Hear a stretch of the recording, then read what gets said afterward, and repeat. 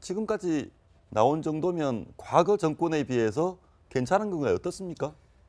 사실은 이게 뭐 질량을 따져야 될 것 같은데 예. 뭐 청와대 입장에서는 이제 양적으로 여러 가지 있지만 본질적으로 보면서 위중하지 않다 이렇게 판단하는 것 같고요. 그러나 어느 때보다 국민의 눈높이라든지 그런 게 높아져 있는 상황이기 때문에 사실은 예컨대 김상조 그 공정거래위원장 후보 같은 경우는 어쨌든 법 위반이기 때문에 거기에 대해서 솔직하게 말하자면 죄송하다든지 어떤 진정성 있는 대응을 해야 될 것 같습니다. 그런데 이게 법의 원래의 위반의 취지와 다르다는 의미로 왜가 이렇게 좀 개변하듯이 그렇게 얘기하는 건 좀 국민에게 대하는 태도는 올바른 태도는 아니라고 저희가 보여요. 그러면 한번 확인을 좀 해보겠습니다. 네. 첫 번째는 강경화 외교부 장관 후보자입니다. 빵 한 조각 닭 한 마리에 얽힌 사연, 이 얘기는 임종석 대통령 비서실장의 얘기인데요. 나름대로 다 사연이 있다 이런 주장입니다. 키워드는 세금을 냈네요. 위장 전입. 강경화 후보자 원래 위장 전입이 있었죠? 그렇습니다. 그 강경화 후보자 같은 경우에는 일남 2년대 첫 딸이 본인이 아마 그 서울의 어떤 명문이라고 할 수 있는 이화여고를 나왔는데 네. 본인 딸도 이화여고를 보내기 위해서 이화여고 바로 그 스튜디오에서 가까운 곳에 있는데요. 그쪽으로 지금 이사를 했다는 점이 드러났고 그와 같은 것을 먼저 셀프 고백을 했다라고 해서 처음에는 좀 속 시원하다 했는데 네. 이제 잘 생각을 해봤더니만 강북에서도 아주 명문 집안이고 특히 강경화 후보자 같은 경우에는 누구보다도 이와 같은 그 부분을 잘 아는 부분인데 해명이 좀 재밌습니다. 이거 우리가 파락군이냐? 이런 식으로 해결을 해서 오히려 국민들의 어떤 속을 조금 더 긁어놓은 그런 형태가 되는 것 같습니다. 예, 네. 그러면 네 분께 한번 물어보겠습니다. 딸을 좋은 학교에 보내려고 위장 전입을 했다. 위법입니까? 그 정도 용납할 수 있습니까? 그러니까 이게 문제가 없다라고 판단이 되면 지금 이 순간부터 많은 국민들 같은 경우에는 자녀의 이 취학에 대한 진학에 관한 문제는 굉장히 예민하지 않습니까? 저는 이제 두 딸아이가 지금 5살이어서 이제 한 2, 3년 뒤면은 초등학교를 보내야 되는데 예를 들어 이게 위장 전입에 문제가 없다라고 그러면은 얼마든지 가장 좋은 학교에 내 아이를 보내고자 하는 마음을 가진 부모님들이 그 말 그대로 위장 전입을 너도나도 할 것 아니겠습니까? 그렇죠. 이건 학군에 대한 문제가 아니라 어찌 보면 공정한 사실 그 진학에 대한 교육을 받을 수 있는 권리를 침해받을 수도 있는 문제이기 때문에 여기에 대한 엄정한 원칙은 좀 지켜줘야 될 필요가 있는 거거든요. 단지 이 위장전입 문제만 가지고서는 장관 후보자나 국무총리 후보자를 낙마시킬 거느냐라는 문제는 좀 별개 문제입니다. 왜냐하면 거기에 대해서 진정성 있는 사과를 하게 되고 여기에 대한 재발 방지에 대한 약속을 분명히 하고 가는 등에 대한 조치가 있어야겠지만 단순히 이 문제를 의도성이 없었다 혹은 부동산 투기 목적이 아니다라는 거로 면피가 될 수 있는 부분은 분명히 아니겠죠. 네, 완벽하게 받아들여지진 않지만 파락군이 아니면은 그렇게 위중한 사안은 아니다 이렇게 주장을 하고 있습니다. 그렇지만 실정법 위반 사안인 거죠. 그렇습니다. 지금 현재 이것은 주민등록법 위반이 될 수 있는 사안인 것 같은데요. 실제로 주민등록법 같은 경우에 실제로 살아야 한 달 이상 살아야 그거에 대해서 그 주민등록에 그 주소를 할 수 있는데 그것을 위반했을 경우에는 3년 이하의 징역 또는 1,000만 원 이하의 벌금에 처할 수 있는 실정법 위반이 되는 것이죠. 결국 이 문제 같은 경우에는 사실 그 기존에도 보면은 이와 같은 위장 전입 문제로 해가지고 낙마 있는 케이스가 상당히 있고 그 반면에 또 낙마하지 않은 케이스도 있습니다. 근데 이번 문제 같은 경우에는 어떤 문제가 되냐면은 그 자체도 문제입니다만 아시다시피 이 문재인 대통령이 5대 원천 배제 사유 중에 하나를 넣었는데 처음 이렇게 인사청문회에 올린 분이 바로 이와 같은 그 위장 전입 문제가 된다는 점에서 위장 전입 그 자체보다도 오히려 문재인 대통령의 어떤 대통령으로서의 약속을 어겼다는 그러한 점도 추가적으로 부각되는 그런 상황인 것 같습니다. 그리고 전반적으로 그런 말씀도 많이 하세요. 위장 전입 죄송하다가 아니라 별일 아니다라는 식으로 얘기를 하니까 국민 여러분 전부 다 이제 위장 전입해도 되는 겁니까? 이런 얘기가 나오는데요. 근데 그건 좀 다른 문제인 것 같아요. 미국에서도 위장 전입 좋은 학군을 위해서 위장 전입을 할 경우에는 이 재판에 회부되기도 하고요. 네. 실제로 징역형을 받는 사례도 있거든요. 그만큼 실정법을 지키느냐 아니냐 이거는 가장 기본적인 도덕성 문제인 것 같다는 생각이 들고요. 그리고 또 위장 전입의 가장 큰 문제점의 하나가 뭐냐면 이게 과연 위장 전입에 대해서 실증적인 이 단속 효과가 있느냐라는 문제인데 이 위장 전입 문제 매번 문제가 돼서 얘기는 나오지만 실질적으로 경찰 인력이나 지자체 단속이 전혀 되지 않는 문제도 있거든요. 네. 그런 부분에선 사실 이 위장 전입을 밝혀내기도 굉장히 힘든 과정들이 많아요.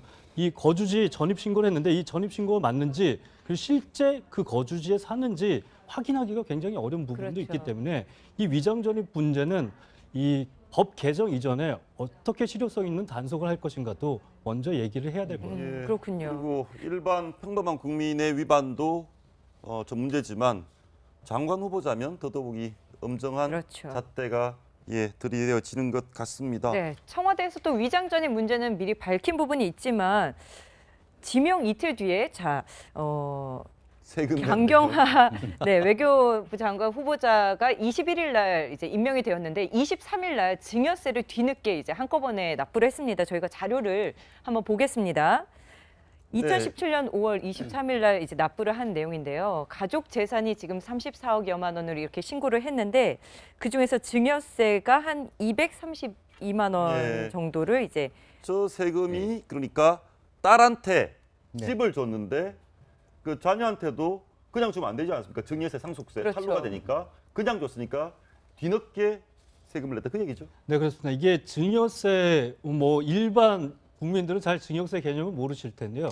10년간 직속 존속에 직계 존속에 10년간 5천만 원은 면세 한도가 있어요. 네. 이 경우 미성년자인 경우에는 2천만 원 정도 면세 한도가 있거든요. 하지만 증여세 이렇게 증여를 줬을 때는 세무 당국에 반드시 세금 신고를 해야 되는 거거든요. 네. 그런 부분에서 이제 세금 신고도 안 하고 그런 것으로 보이고 딸에게 있고요. 뭘 줬습니까? 집을 하나 주셨나요? 집을 이제 한 채를 줬는데요. 한 1억 6천만 원 네. 정도의 집을 줬는데 거제도에 있는 집이었는데 이게 두 딸의 반반씩 소유로 되어 있는 그런 것들요. 이런 부분에서 증여세가 한 200여만 원 나온 건데 이게 후보자로 지명된 이후에 뒤늦게 이 세금을 내면서 이거 세금도 제대로 안 내는 아까 문재인 대통령이 말하는 5대 인사 원칙에 또 위반되는 거 아니냐는 지적이 그렇죠. 나옵니다. 탈세 의혹이 그렇습니다. 실제로 지금 같은 경우에는 공유로 둘을 했는데 한 사람당 한 242만 원, 같이 합치면은 한 464만 원 정도 되는 세금을 원래 그와 같은 소유권 이전 한때 이제 증여가 되니까 그때로부터 한 달 정도 내에 신고를 해야 되는데 결국 한 3년 정도 지나서 이번 인사청문회에서 검증하는 과정에서 문제가 되니까 이제 부랴부랴 냈다라는 점에서 그와 같은 것은 사실 지난번에 같은 경우에 이중국적 문제라든가 아니면은 그 위장 전입 문제는 얘기를 했는데 이와 같은 것은 뒤늦게 지금 납세했는 것은 최근에 나와 있지 않습니까? 네. 그 내용에 대해서 국민들이 납득하기 어렵다라는 그런 문제가 있기 때문에 아까 말씀하신 대로 그 문재인 대통령의 이 5가지 원천 배제 사유 중에 지금 2가지 내지 3가지 정도의 문제가 된다는 점에서 특히 강경화 후보자에 대해서는 아마 야당에서 칼을 갈고 있는 그런 상황인 것 같습니다. 예, 혹시 자녀분한테 물려줄 땅 직접 있습니까? 없습니다. 많은 분들이 그 고민을 하세요 실제로. 예, 예. 자식들에게 근데 뭐 물려줄 때 예. 당연히 증여세, 상속세 해야죠. 내야 됩니다. 예, 예. 그런데 그런데 실제적으로 보면 사실은 이제 그동안에 저희들도 보면 이낙연 후보 같은 경우는 정치인이었기 때문에 그런 부분을 철저히 하지 않았겠느냐 하는 부분에 대한 지금 현재 여러 가지 해명 과정에 실망감이 있고요. 좀 말하자면 강경화 후보는 정치인이 아니었기 때문에 그동안에 살아오면서 외국에 살아오면서 사실은 자기가 장관 될 거라고 꿈에도 생각하지 못했기 때문에 이런 일도 있을 수 있다고 보는데 어쨌든 국민 일반적 시각에서 세금 탈루라고 하는 것은 굉장히 말하자면 납득하기 쉽지 않은 그런 케이스라고 보여집니다. 이게 네. 강경화 후보자 같은 경우는요, 청와대에서 인사 발표를 할 때 이례적으로 위장 전입에 대한 문제를 먼저 발표를 하고 시작했습니다. 그러니까 여성이라는 그 특수성을 갖고 있고 사실 이제 외교부에서의 비고시 출신으로 여성의 유리천장을 뚫어낸 굉장히 상징적인 인물이기 그렇죠. 때문에 예. 위장 전입이라고 하는 문제가 있지만 이걸 뛰어넘을 수 있을 만한 그 능력을 좀 검증해 달라는 얘기를 한 거죠. 근데 여기에 대해서 현재 밝혀지지 않은 이 증여세 문제가 대두가 된 것 아니겠습니까? 근데 예. 이 증여세 문제라는 게 후보자로 지명하고 난 뒤에 며칠 뒤에 증여세를 뒤늦게 납부한 거예요. 그렇다면 우리가 좀 지켜봐야 될 거는 청와대는 과연 강경화 후보자를 지명하는 당시에 이 증여세를 납부하지 않은 문제를 알았는가 몰랐는가에 대한 여부거든요. 네. 만약에 이 내용을 몰랐다라면 인사검증 시스템에 문제가 생긴 거고요. 이 내용을 알고서도 지명을 했다라면은 지명하는 당시 위장 전입에 대한 내용을 얘기함과 동시에 이 내용도 같이 발표를 해줬어야 됩니다. 네. 근데 이 내용을 발표하지 않았다는 문제가 생기는 거라 적어도 이 부분에 한해서만큼은 청와대에 좀 공식적인 해명이 필요한 그러니까요. 상황입니다. 청와대에서 이제 그 당시에 발표를 할 때 딸의 이중국적 문제를 이야기를 했었고 또 위장 전입 문제도 이야기를 했었는데 지금 드러나 보니까 탈세 의혹까지 있고. 예, 저희가 통상의 상식에 근거해서 이런 질문을 드려보겠습니다. 강경화 후보자는 장관에 지명되지 않았으면 저 세금 냈겠습니까? 아마 내야 그런 되는지도 의심을 몰랐을 할 가능성이 수 있는 있다라고 거죠. 보는데요. 기본적으로 아시다시피 문제가 되는 게 아직까지 이 그 두 따님들이 아직까지 학생이기 때문에 무슨 말이냐. 소득이 없는 거죠. 소득이 없는데 이와 같은 그 집을 줬다라고 하면은 사실은 당연히 세금을 내는 것이 맞죠. 그 정도는 아마 강경화 후보자도 알고 있었을 것이라고 미뤄 짐작할 수 있습니다. 특히 남편 되시는 분도 이 보면은 서울에 있는 유수대학교의 교수님을 하셨던 분이기 때문에 그 정도에 대해서는 알았다고 미뤄 짐작하는 게 맞을 것인데 지금 이제 뒤늦게 지명되니까 납세했던 그런 부분에 대해서 국민들은 좀 납득하기 어려운 그런 상황이 아닌가 싶습니다. 예, 자유한국당 야당에서도 많이 별로고 있네요. 네, 그렇습니다. 야당에서도 뭐 이렇게 좀 강경화 후보자에게 좀 화력을 집중할 모양인데요. 아무래도 강경화 후보자가 말씀하신 것처럼 여러 가지 이제 청문회에서 논란거리가 많기 때문에요. 그리고 여성이라는 이 어떻게 보면 청와대에서 문재인 대통령이 여성 후보자로 지명한 데는 여러 가지 의미가 있거든요.